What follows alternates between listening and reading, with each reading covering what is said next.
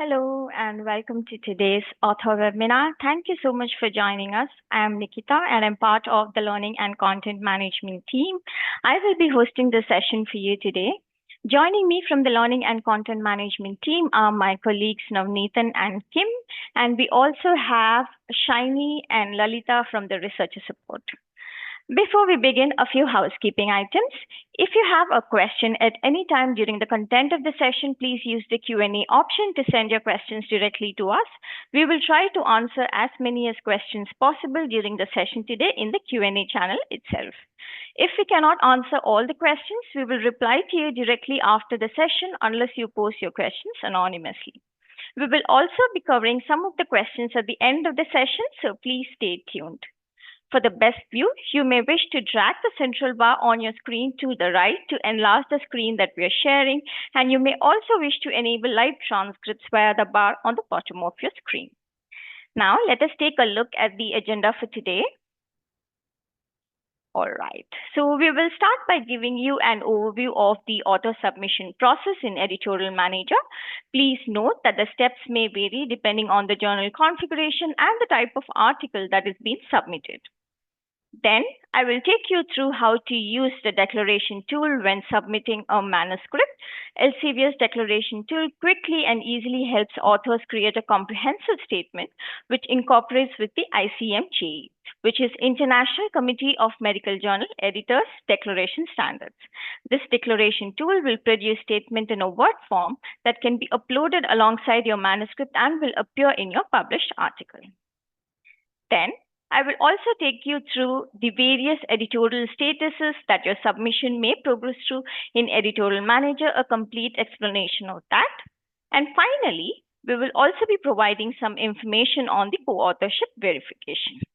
Now, I'm going to take you to the Editorial Manager test site to explore the submission process. Please note, I will be using our training site for the demonstration purposes with dummy users and dummy submissions. All right.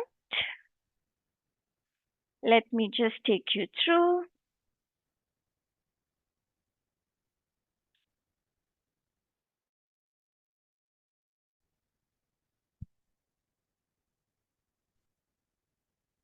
All right.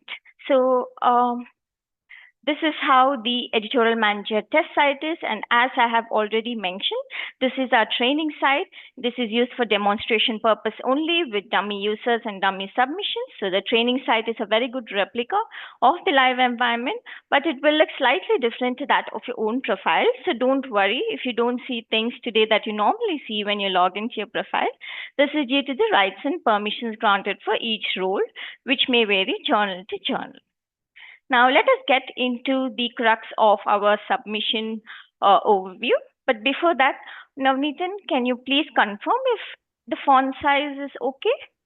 Yeah, it looks clear, Nikita. Thank you. All right.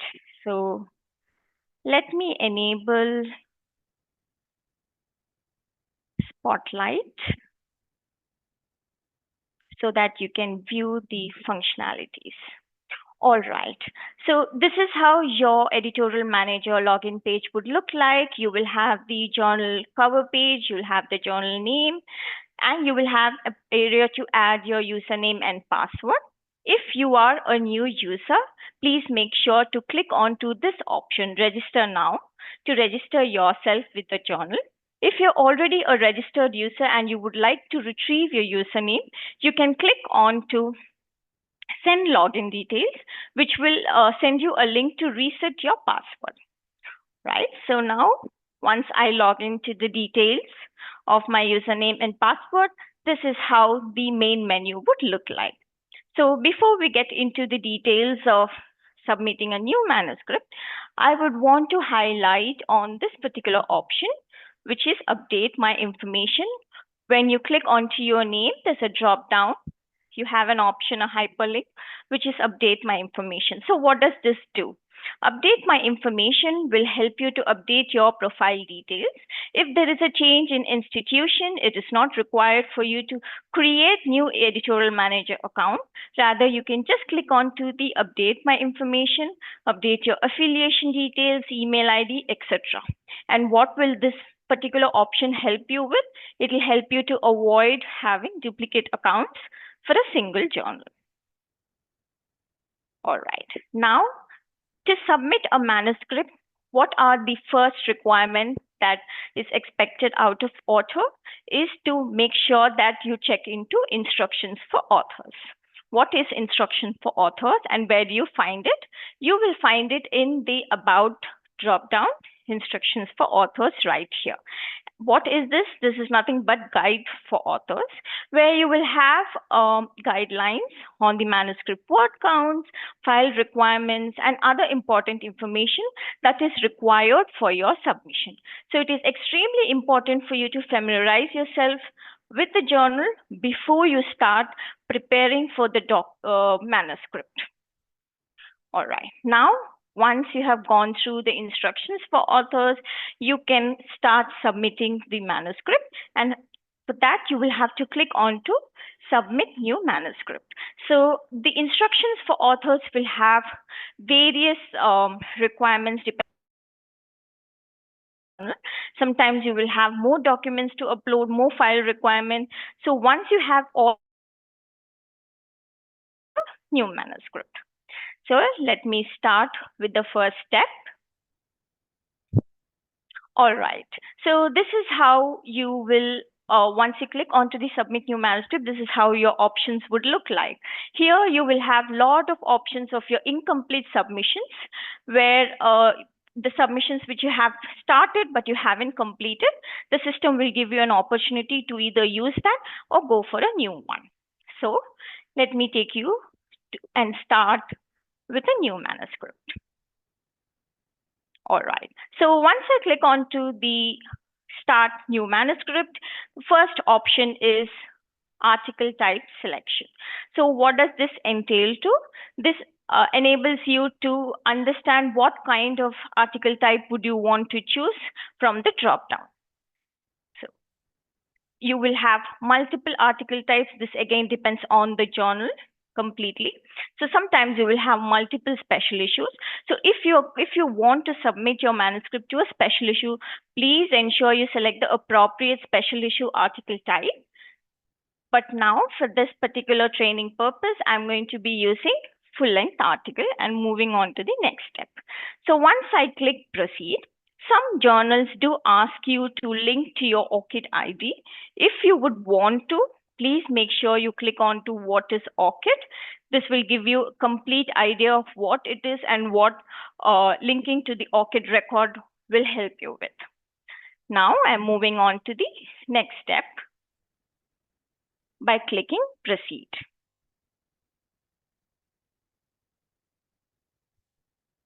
All right. So once I click proceed, I'm going to be getting attach file step. So in this step, you will be able to notice a pop-up box that would come on the right of your screen, which would be about generative AI. So what is generative AI and what does it entail to? So here the generative AI tools should be used with caution. That will be the pop-up box that will inform you about, and it is only to improve language and readability. So if you are using a generative AI or AI assisted technology, there will be a statement mentioned there. You will have to download it and introduce it at the end of your manuscript directly before the references. So all the information related to generative AI usage and etc. will be mentioned in that pop-up box. All right. So let me now take you to attach file step. So in the attach file, I have an option to browse my files. So let me first start with manuscript. So once I browse and added the manuscript, I'm able to see the item name and the description that's been added. At the same time, you can see to your left, there are 3 important item type that needs to be uploaded for this particular training site. One is manuscript, the other is a cover letter, and the last one is declaration of interest. So once I submitted the manuscript, you could see it has turned into green, which means one of my mandatory required submission item type is checked. Now I'm going to be choosing the next cover letter. and I'm going to browse it. You can also use the drag and drop option here, and you can scroll down and see whether the information is uploaded, and again go for the third one. So if you see here, there are two mandatory item type that's turned green, which means I have uploaded both. Now I'm going to go to the declaration of interest, and that's uploaded as well. So now everything has turned into green. So this is what is required from my end to make sure that all the required submission is required item type is uploaded. Now I will take you through declaration of interest in the next agenda, but before that, please make sure you upload all the information and have a check on the description right here. So for the cover letter, it needs to be cover letter, declaration of interest, etc. And also, please make sure if you are trying to edit the description, there should be no personal identifiers added. Now, in the item type, you will also have some journals do also have option of research data. So when you click onto the research data, you will be asked to enter a URL right here where the data is hosted and provide additional information such as repository name and title of the data set. In the future, it will also become possible for you to upload data directly into the Mendeley data. Now, you might be wondering what exactly is cover letter. Now, cover letter is not mandatory for all journals, but for some journals, it is deemed as mandatory. So what do you do in that cover letter requirement? It's just a simple, brief business letter, which is designed to introduce your manuscript to the prospective editor. So if the guide for authors do not specify what you need to be included in the cover letter, you may wish to include some of the following items that I'm going to be listing now. So please make a note. Please specify any special considerations that needs to be given to the paper, if there is any. A brief background regarding the research involved on how the data was collected. Details of any previous or concurrent submissions, and it is also useful to provide the editor-chief with any information that will support your submission. For example, original or confirmatory data, relevance, topicality, etc. So that's with the cover letter. And declaration of interest. For some journals, this is a mandatory file type.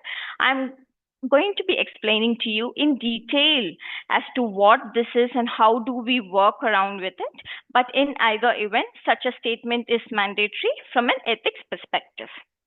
All right. Now, all the information that I have added is here, and my required item type is complete as well.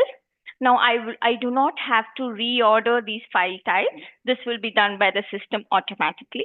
At this stage, if you would want to remove any of these item type, you can very well select it just like this and click on remove. Now, I'm going to go to the next step by clicking on proceed. All right. Now, the next step is general information. Now, general information step will have a complete differing requirements, which depends on your journal again. So we have quite a few options here. So I'm going to be taking you through one by one. The first is the region of origin. You can add the region of origin that's applicable for you. Next is the section or category. Here, that section or category should be related to your manuscript from the drop-down menu, which would again differ journal to journal. So I'm choosing one for the demonstration purpose. And the next one is classifications. Now, you might wonder what exactly are classifications and how it is different from that of keywords. Now, classifications are fixed terms that's created for the journal, whereas the keywords are a free text that users can add it in the manuscript data step. So once you have provided all these required information, you can click on proceed. Now, let me take you through what happens if I click on proceed and there is a required information right here, an asterisk that mentions that I need to add 3 or more classifications. But what happens if I do not? I'm going to proceed and show you what happens. So once I click on proceed, which means my general information option is not complete. That's the reason why there's a stop symbol. It gives you an indication that this information needs to be updated. If in case you find that you have missed to add anything, you don't have to go back by clicking this. You have an option as well, but at the same time, you can just click on to this particular stop option. So now I'm going to be adding the classifications. Now you have a symbol here, important information symbol as well. So let's see, once we add the classification, what happens. So I'm going to be adding the random 3 classifications and clicking on to submit. And now that particular symbol has gone. So this is how you will make sure that all the information is complete step by step. Now I'm moving on to the next step by clicking on proceed. Next is the review preferences. Now this step depends on the journal's requirement.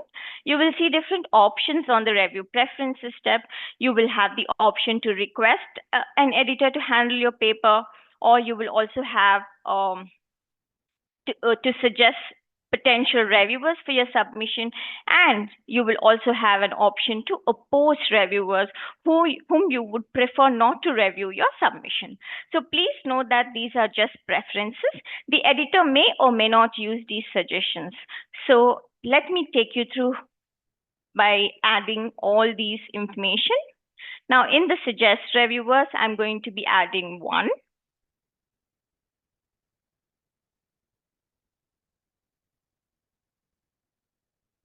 All right, I will be adding all the mandatory information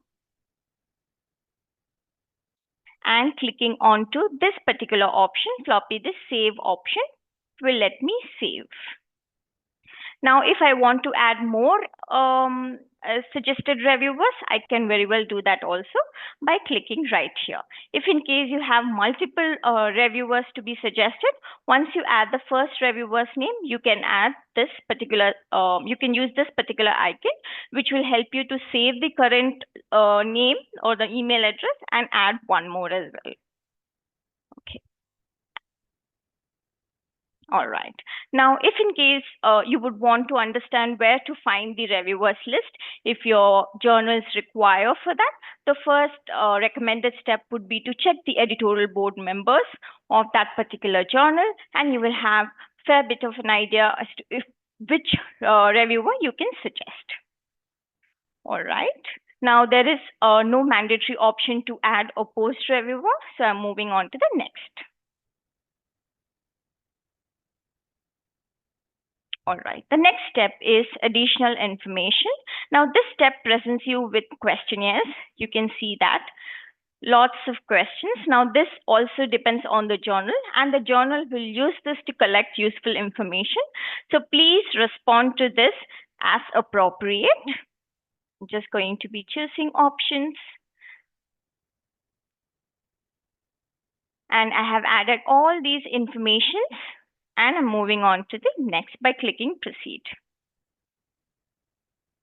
All right. The next step is comments. Now in this section, what you could do is this will give you an opportunity to enter any additional comments for the journal office. These comments will not appear directly in your submission, so you can add it for your editor's reference, like what information you want to give related to that of your manuscript. I'm not going to be adding anything, and I'm moving on to the next. All right. At this point, if you find that you have any of the missing information, you can find that here in the progress bar. If there's anything in red, that means that information needs to be updated. Similarly, here as well, there are a lot of information that's missing. Let's take it one by one.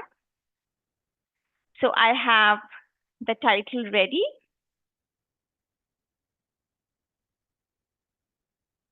Now I'm going to be adding all the information. So from an author's perspective, it is important for you to make sure that all the information that you've added here is correct. So please take a check. So the manuscript file that's been uploaded, all the information gets auto-populated here.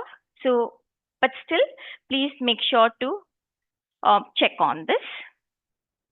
Then you have keywords and author's name. Now, in the author's name section, you see that there is an error that's coming up. What is that error? You can see here. Let me just click onto this pencil icon and I will be able to see if there is any error here. So if you look into this, the contributor roles have not been added. So how do I do that? There's a pencil icon right here, and I can add all the information that's missing and save it.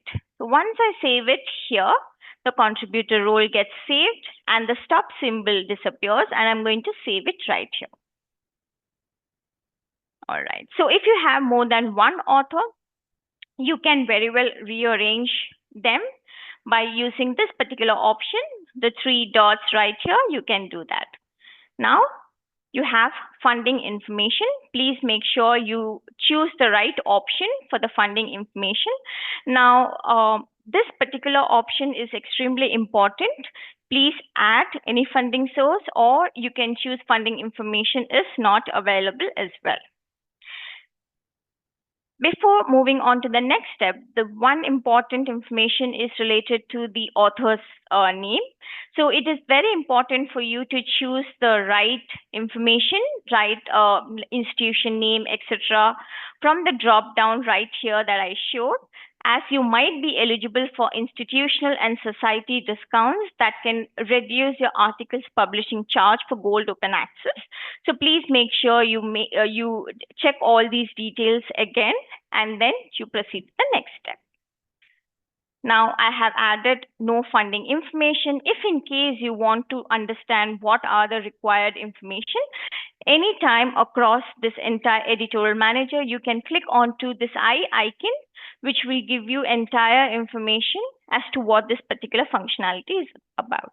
At this stage, if you would still want to take some time and submit this later, you can very well use save and submit later. But now I'm going to be using Bill PDF for approval.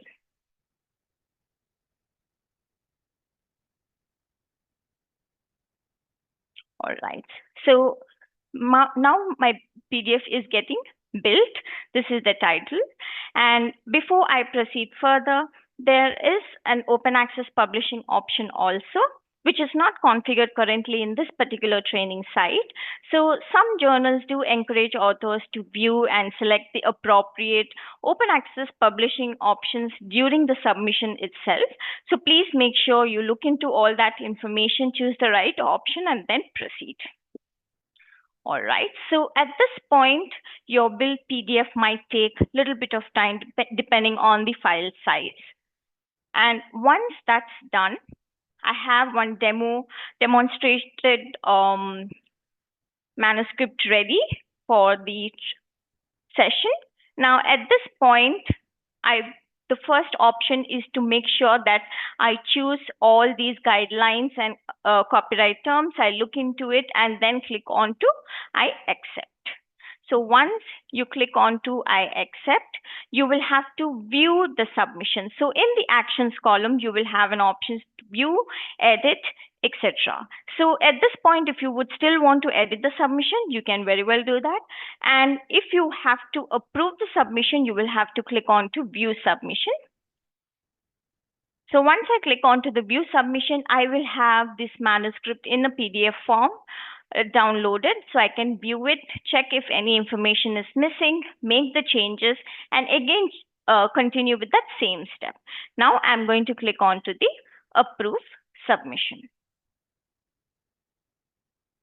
Here, the ORCID ID, the first step that we saw during the attach file step, that would appear. You can click on to proceed without ORCID. Now here you will also get a warning box, which will prompt you whether you want to go ahead with this submission. I'm going to click OK.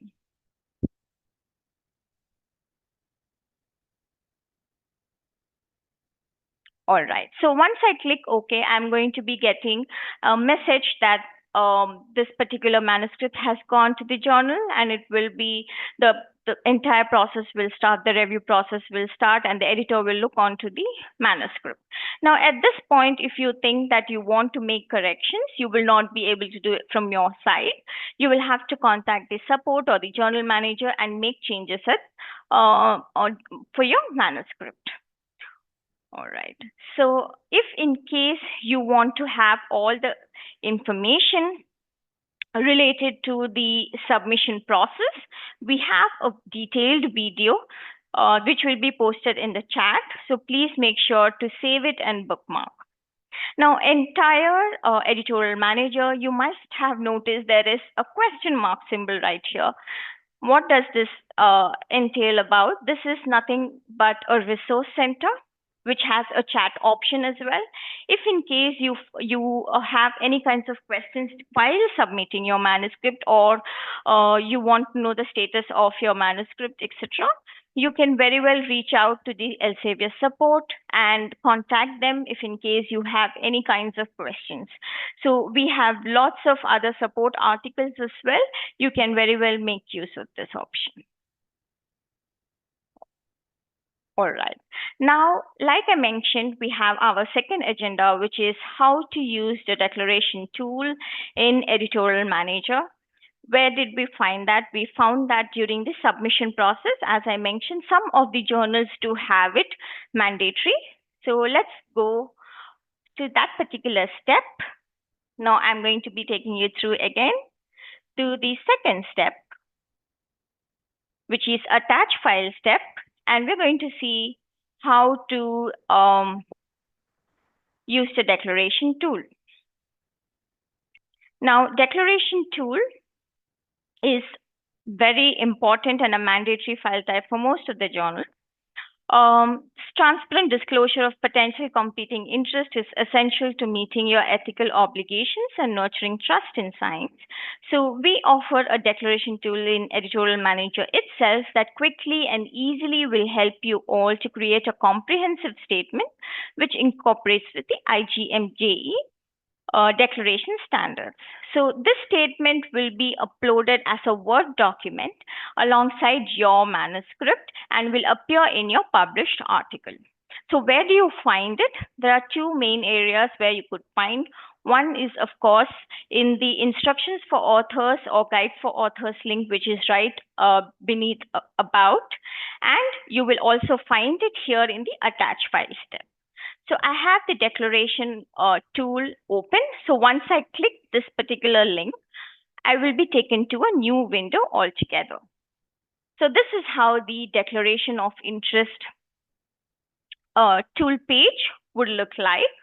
And these are the options that's available for you that will be appearing in the new tab. Now, you can read further information related to declaring your interest. When ready, you can start your declaration by choosing this particular option as you scroll down. All right. So just like we saw in Editorial Manager, you have a progress bar right here. So you have a lot of options in the declaration tool. What are the information that you need to complete to go to the next step? All right. So the first one is research support for this reported work, where you will be declaring any support or any of your co-authors have received from certain type of third parties since the initial conception of this research. Note, you don't have to list any academic institutions or public funding sources from charitable foundations or government agencies here, but you will have to fill, you may have to fill the details of this support by typing the organization name and selecting relevant information that's required, non-financial support, etc. And who has received the support as well. You will have to add that information. If your research has not received any additional support that should be declared, you can very well use the toggle off option right here. So now you can move on to the next step, which is other support. Now, before you move on to the next step also, you have an option here called Save declaration for later. So what does this mean? This means that you will be able to use it later. You would want to save the declaration for later and come back within the next 30 days. And then you can later use the same button option, right? Now I'm taking you to the next one, which is other support. So what exactly is this other support?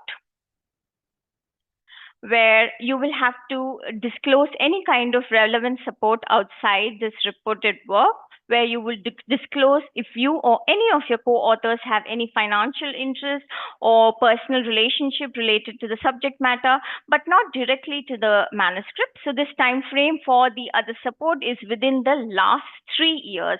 So the time frame is within last 3 years. If in case you don't have any information right here, you can toggle off, but you have multiple declarations to make here. You can use declare another relationship option here and use it. Now I'm going to toggle this off and move to the next step, which is intellectual property. Okay. Now, in patents and intellectual property, this page will allow you to disclose any relevant patents or copyrights licensed to you or any of your co-authors. And once you have either filled all these information that's available, you can or fill off all the information, or you can toggle it off if you do not have anything to indicate. Moving on to the next, which is other activities. Now, other activities, this is the final page of the declaration tool, where you can submit any further information that a reader could perceive to have influenced the work that has not been covered in the previous pages. You have no text as well, you can add in. And once you have either filled it very well, or you can toggle it off. All right, and now you may use this option, which is review declaration. So what does this take you to? This screen will completely summarize all the information that you have added in the first 4 steps. So you can either click the back button here, right, and make all these changes if in case you want to make any changes in these steps, or you can click on to submit and download if you're happy with the content. Now, once I click submit and download, you will be offered the option to enter your email address right here to save your declaration statement. So you will receive the same prompt if you would want to save your progress at any time while using the tool as well. But if you do this, what happens? You will be prompted to enter a one-time passcode, and you can download them later, download this declaration later. And now you can go back to this tool and download it within the next 30 days if you can use this option. If in case you have multiple co-authors and you want more information, but you don't want to waste the time, all the details that you've already filled in, then you can use this option. But please make sure you come back within the next 30 days and use this option. If in case you don't want a passcode, you have all the information, you can use no thanks, I want to download without saving it. Now your declaration is ready. Like I mentioned, it will be in the Word document. You can come back here and upload it here using declaration of interest option.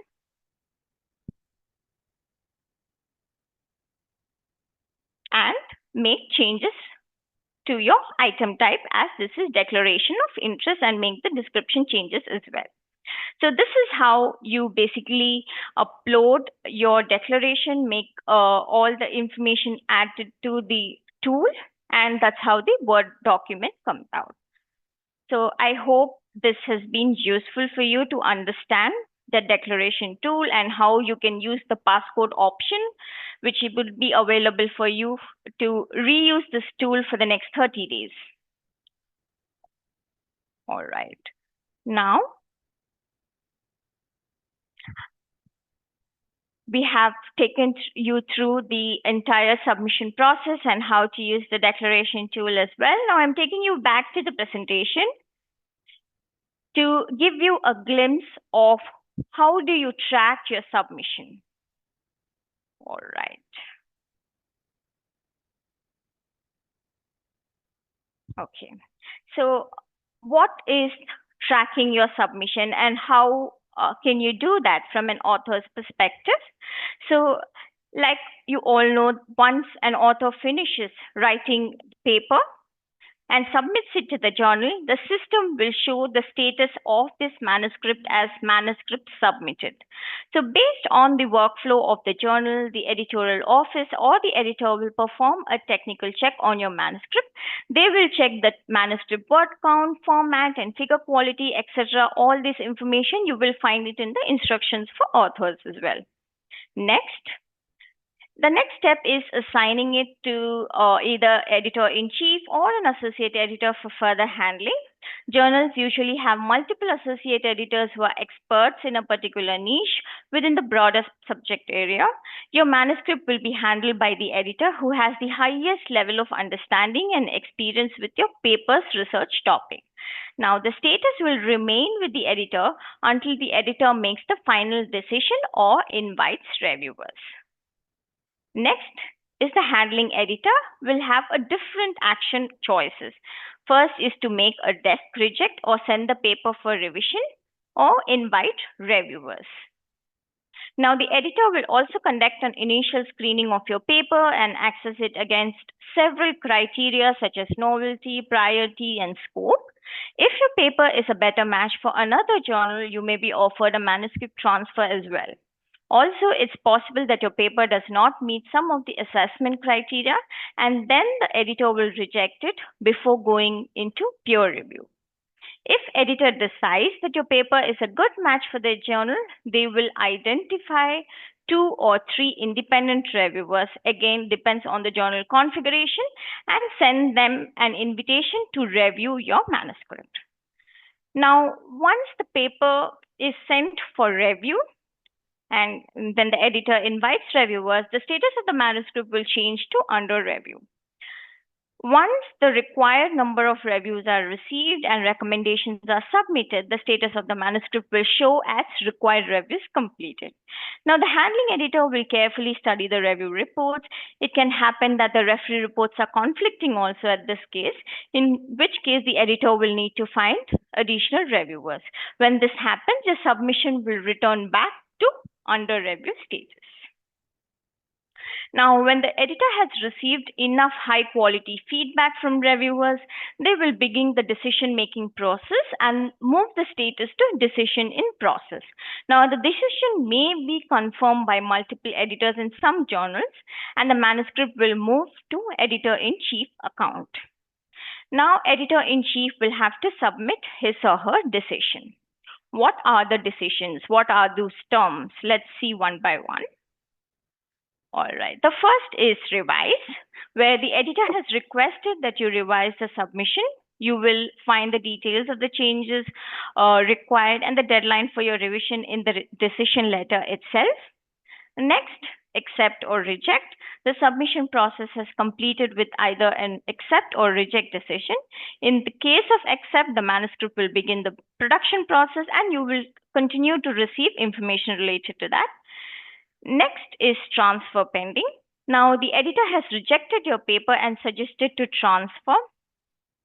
The editor has recommended that the submission be transferred to another journal via our automatic article transfer service, and you will be offered a transfer. But we will not proceed before you respond to us. So it will be mentioned as transfer pending. So once you accept the transfer, the submission will show as submission transfer. We have a detailed video on submission status explainer, which will give you a complete glimpse of the submission process and how it progresses through after you submit the manuscript. The link of that particular video will be posted in the chat section. All right.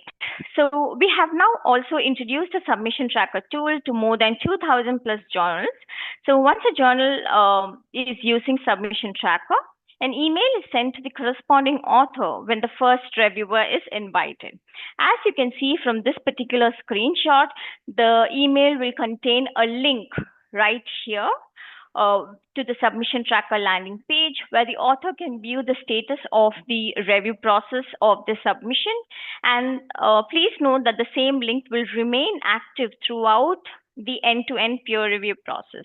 And we're expecting to have the submission tracker tool available to all journals in the near future.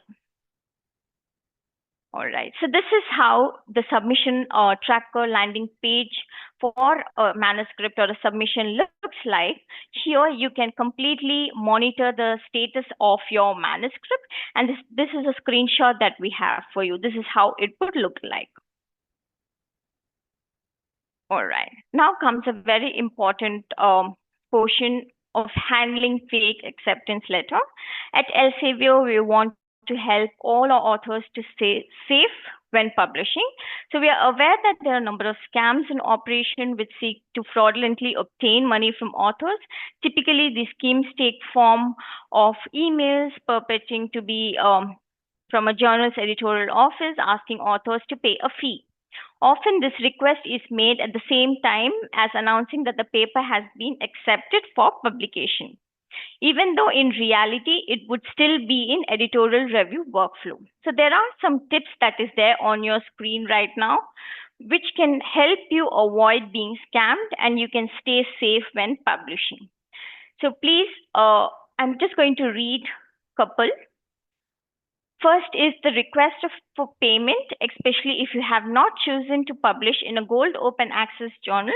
You should be wary of any communication requesting that you transfer money to enable publication. In case of gold open access journals, Elsevier will only ask for payment after your paper has been accepted for publication. And also, please make sure to check all the emails that you receive, because our emails requesting from Elsevier would always come from @elsevier.com address.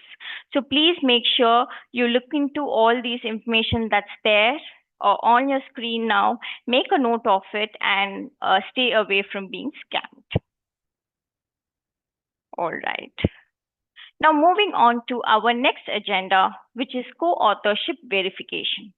So when submitting, authors are asked to list all the co-authors for the submission, and editorial manager journals request co-authors to confirm their co-authorship as well, as this helps to ensure that the authorship includes all individuals who have made significant contribution to the conception, design, execution, or interpretation of the manuscript. Now, how do you verify your contribution as a co-author?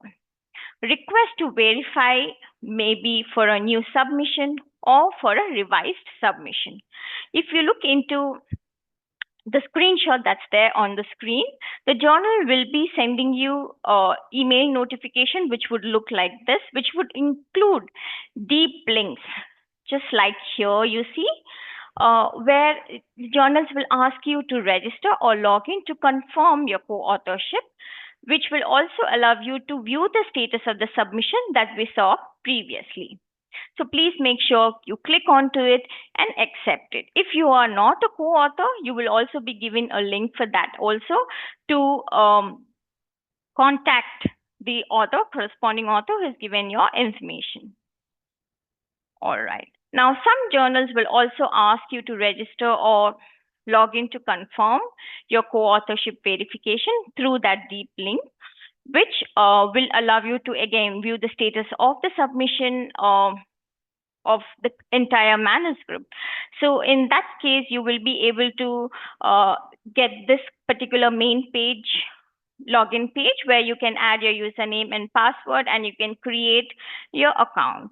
Now, the entire information related to this, we also have a video where co-authorship verification details and specific of it is there. So please make sure you look into it, which will be posted in the chat section. So the reminders for your co-authorship, you might receive up to 2 reminders. So please make sure you look out for that email if in case you are the co-author for any manuscript submission. All right. So this is how it would look. Once you register yourself, you will be able to find this particular paper under submissions being processed. And this is how you'll be able to locate in the main menu itself. All right. Now, we have on the screen the author guide to editorial manager. I'm going to show you, this is how the author guide to editorial manager would look like, where you have a learning pathway, which would include instructional videos and articles, and this has a complete details from the submission to the end, and how do you find the status of your manuscript, etc. So the link of which will be posted in the chat. So please bookmark and save it. It will be very useful for you. All right. Now, although the abstract is one of the last elements of an article that needs to be written, but it is the first elements that will be read. So these are the 5 important value of your abstract that's been listed out on your screen. And to find the right journal for your paper, abstracts are used as a key option in Elsevier's Journal Finder tool to suggest journals which have published articles with content similar to that of your manuscript.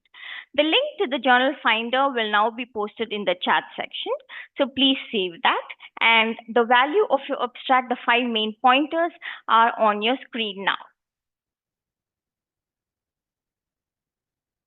All right. That brings us to the end of today's session. The helpful links, whatever was mentioned during the session, will be sent across to you. And for any kinds of new webinars that we have a webinar series page link where you can register. You can let your colleagues know. We have revision and the submission webinars. Link for that will also be posted in the chat.